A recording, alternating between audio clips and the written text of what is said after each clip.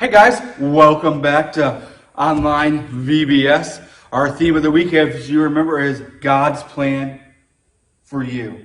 And today, we're in day number 2 of God's plan for you. Yesterday was a big day in the life of Joseph.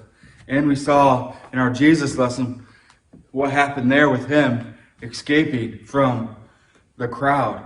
Today, as we pick back up the story of Joseph, though that's going to be our first lesson today, we're going to see some things. But before we dive in too deep to Joseph, I want to remind you of our question of the week. Our question of the week is this: how many of you guys have ever had something not go as planned? Last time I shared with you when I was digging in the backyard how I found stuff that I didn't expect to be there. But I know I've had it happen other times in my life where I've made plans and they didn't go as I had planned. One time, we were going to go on a trip. And my plan was for us to leave at a certain time. And as we make these plans for us to leave, we get in the car and we head out. And as we're driving, we're about 3 minutes from my house. And I said to the kids, "Hey, we got to go home." And they're all like, why? I said, "Because Dad forgot his wallet." And I was pretty frustrated by that. How could I forget my wallet? I'm making sure everybody else is ready, telling them how they have to have everything. Yeah, I forgot my wallet. Pretty important for going on a trip, right? So we turned around, we went home, grabbed my wallet, and we got back out on the road. And as we're driving, we get to a spot that we should have been to about 10 minutes earlier. We find an accident there. It was a very bad car accident, actually.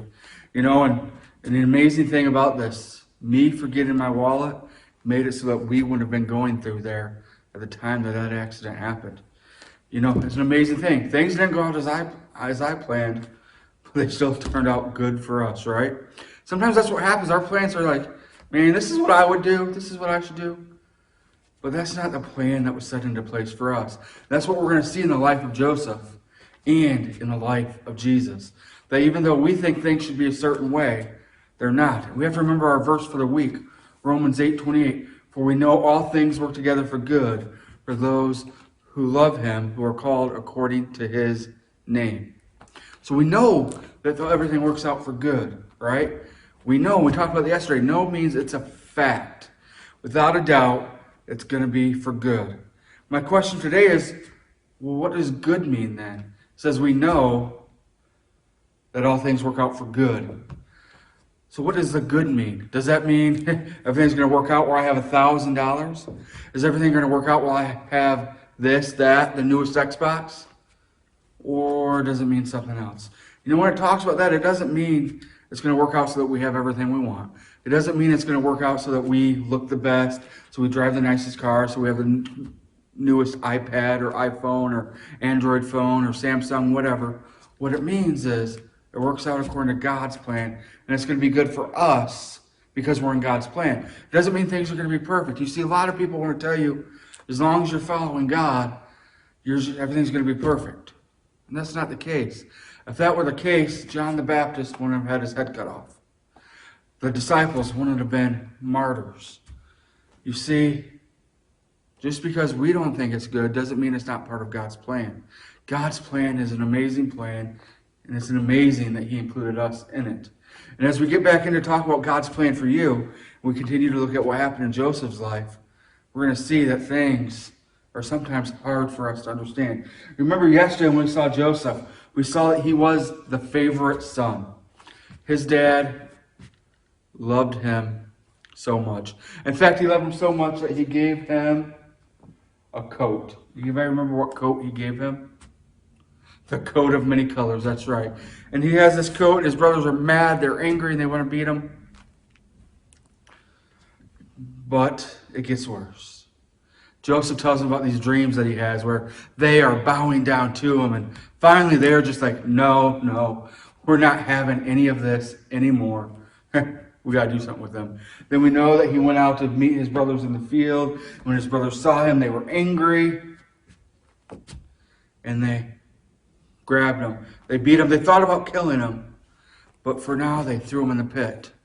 Reuben said, hey, let's not kill him. Let's just throw him in this pit. Let's figure something out. And that's where we're going to pick the story up. Joseph is in the pit. And today, as we look at this, we're going to see that this was a tough time for Joseph. So Joseph has been thrown in the pit, and he's been rejected. You think about this. Our theme today is Joseph is rejected. That's really what happened. His brothers wanted nothing to do with him. They wanted to get rid of him. And he's in this pit. So they grab him, they throw him in the pit. Can you just imagine it? He's down there in the pit, looking up. Help! Help! Help! But nobody's answering. He could be hurt. He's scared. He's down there. He's a young boy at this point. Young teenage boy. Just help! Help! What am I going to do? What am I going to do? Why did they do that to me? I mean, he's down there. He's hurt physically and emotionally. His brothers did this to him. He's down there. He's upset. And here's what happens. His brothers are sitting there, and they see a caravan of traders come by. They see this caravan of traders come by, and they're like, hey, you know what? Reuben said we shouldn't kill them. And that was probably some pretty good advice. I wonder what we should do with them. I bet we could sell them. Can't you just imagine it? They see these traders come by, and it's like, hey, guys, stop. Hey, come here. Hey, you want a good slave? He's a hard worker. Oh, he's strong. Took all of us to put him down there. He's a strong boy. Do you want him? Come on, you want him? Well, maybe we'll take him, but 10 pieces of silver. Oh, no, look at him. He's worth way more than 10 pieces of silver. 30. Come on, 30 pieces of silver. And look how strong he is, man. Took all of us. Well, we can't do that much. 20. Can you just imagine them bartering back and forth, trying to sell Joseph? And finally, they agree on 20 pieces of silver. And they take Joseph out of the pit, and they give him to the caravan of traders as they leave on. An amazing thing about this, as you look at the story, the brothers weren't supposed to be in Dothan. They were supposed to be somewhere else, right? But they ended up in Dothan. You know what Dothan is? It is one of the main trade routes back then. So there would always be traders coming through. You could say, well, what a coincidence. But we know this is all part of God's plan. So Joseph is sold, and he is taken away. The brothers are like, okay, what are we going to do now? We've got rid of him, but what are we going to tell Dad? We have to tell Dad something. Have you ever had those instances where you've done something? Like, well, I got to come up with a story for Mom and Dad. That's what they're doing here. So they're like, you know what? We'll say he got attacked by wild animals. So they took his coat, they ripped it up, they got some animal blood and put on the coat, and they went home. And they told Israel that Joseph had died. And when they saw this, he was upset. He was broken inside. He was mourning the loss of his son. But meanwhile, back in Egypt, Joseph was taken there, and he was sold again. This time he was sold to a man named Potiphar. Potiphar was the captain of Pharaoh's army, a very powerful man in Egypt. And the Bible tells us that the Lord was with Joseph during this. Can you imagine that? This guy's been beaten by his brothers, thrown in a pit, now sold, and sold again. Yet the Bible tells us the Lord was with him. Well, you know what happens? Potiphar gets Joseph, and Joseph does such a great job working that he promotes Joseph within his house. In fact, Joseph was second in command only to him. Potiphar had nothing to worry about because Joseph took care of everything. Another thing the Bible tells us about Joseph is that he was a good-looking man. He was a young, good-looking man. Here's the thing. As he's in Potiphar's house, second command, he could do basically anything he wanted. And he was a great worker for Potiphar. But what happened is Potiphar's wife started noticing, hey, he's pretty cute. Hey, he's really cute. Me? And she would come to Joseph and be like, hey, you're pretty cute. I'm pretty cute. And Joseph said, no. I have charge over everything but you. You are my master's wife. Not allowed. I'm not going to sin against God or my master. I can't do this. And he would always leave her. He would never take her up on her advances. And then, one day, she found Joseph there when it was only them in the house.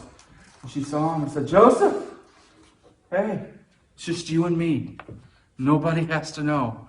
Just you and me. Don't you think I'm cute? Joseph, come on. You know I'm cute. Joseph. She went over and she grabbed his coat. At this point, Joseph said, "No!" And he ran away. As he ran away, Potiphar's wife noticed that she still had his cloak. She had his garment. And she started screaming, "Ah! Ah! Ah! Ah! Ah!" And the people ran in. They said, "What happened? What happened?" She said, "That guy, Joseph, he tried to attack me. He tried to make me his own." And they all believed her. In fact, even Potiphar believed her.